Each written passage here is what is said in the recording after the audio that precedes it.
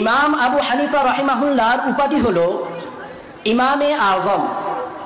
আপনারা এখন ইমামে আজম কনফারেন্সে এসেছেন। ইমামে আজম মানে সবচেয়ে বড় ইমাম, অর্থাৎ ইমাম আবু হানিফা রাহিমাহুল্লাহ হলেন 4 ইমামের মধ্যে সবচেয়ে বড় ইমাম। মনে রাখবেন, তিনি 3টি কারণে বড় ইমাম। নম্বর 1, তিনি আয়ুষ্কাল হিসাবে 4 ইমামের মধ্যে বয়সে বড়। তিনি ইমাম মালিকের চেয়ে 13 বছর, ইমাম শাফির চেয়ে 70 বছর ও ইমাম আহমদ ইবনে হাম্বলের চেয়ে 84 বছর বড় ছিলেন। নম্বর 2, 4 ইমামের মধ্যে শুধুমাত্র তিনিই হলেন তাবী। এটা তার মস্ত বড় ফজিলত। তাহলে তাবী হওয়ার বৈশিষ্ট্যে তিনি বড়। নম্বর 3, আজও মুসলিম বিশ্বের 4 ভাগের 3 ভাগ মানুষ একা ইমাম আবু হানিফা রাহিমাহুল্লাহর মাযহাবের অনুসারী। সুবহানাল্লাহ। তাহলে এই অনুসারীদের সংখ্যা গরিষ্ঠতার দিক দিয়েও তিনি 4 ইমামের মধ্যে বড়। এজন্যই তাকে ইমামে আযম বা 4 ইমামের মধ্যে সবচেয়ে বড় ইমাম বলা হয়।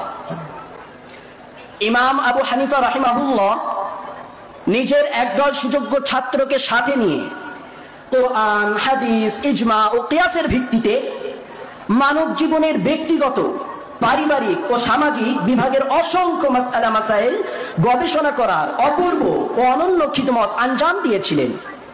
সেই সব মাসআলাগুলির নাম হলো হানাফি মাযহাব। আমরা সেই হানাফি মাযহাবের মানুষ। আমরা দেখছি বর্তমান এই ফিতনার যুগে কিছু মানুষ হানাফি মাযহাবের বিরুদ্ধে অপপ্রচারে মেতে উঠেছেন। তারা হানাফি মাযহাবের মাসআলাগুলি সঠিকভাবে না বুঝে এবং কোরআন ও হাদিসের সঠিক অর্থ উপলব্ধি না করে সমাজের সামনে এমন ভাবে প্রচার করছেন যেন হানাফি মাযহাব কোরআন ও হাদিসের বিরোধী একটি আলাদা ধর্ম।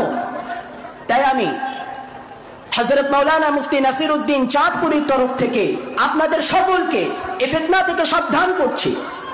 মনে রাখবেন, চাঁদপুরী সাহেব আজ ইমামে আজম কনফারেন্সের সকল শ্রোতা মণ্ডলীর সম্মুখে ঘোষণা করে বলছেন, আমি আল্লাহর ফজরে 2 যুগের বেশি সময় যাবত হাদিস অধ্যয়ন ও অধ্যাপনা করছি, কিন্তু আমি আজ পর্যন্ত কোন হাদিস হানাফি মাযহাবের খেলাফ পাইনি।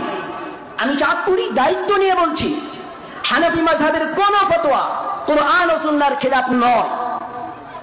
সুধীবৃন্দ, ভারত রত্ন শাহ ওলিউল্লাহ মুহাদ্দিস দেহলভী রাহিমাহুল্লাহ নিজের ফুয়ুজুল হারামাইন কিতাবে 48 নম্বর পৃষ্ঠায় লিখেছেন, রাসূলুল্লাহ সাল্লাল্লাহু আলাইহি ওয়াসাল্লাম আমাকে জানিয়েছেন যে হানাফি মাযহাব কোরআন ও হাদিসের উপর আমল করার উত্তম পন্থা। এই মাযহাব ইমাম বুখারী ও তার সাথীদের যুগে সংকলিত হাদিসের সর্বাধিক নিকটতম। সুবহানাল্লাহ।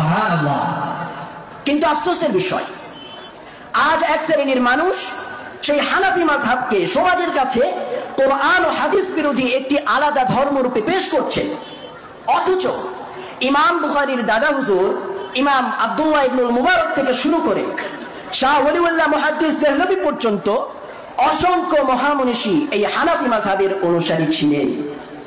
রিজাল শাস্ত্রের কিতাব খুলে দেখুন, 4 মাযহাব সুবিন্যস্ত হওয়ার পর থেকে আজ পর্যন্ত তাফসীর, হাদিস ও ফিকহ শাস্ত্রে যত দিকপাল উলামা জন্মগ্রহণ করেছেন তারা সকলে 4 মাযহাবের মধ্যে হতে কোনো একটির অনুসারী ছিলেন। অতএব আপনারা বর্তমান যুগের মাযহাব বিদ্বেষীদের ফিতনা থেকে সাবধান হন।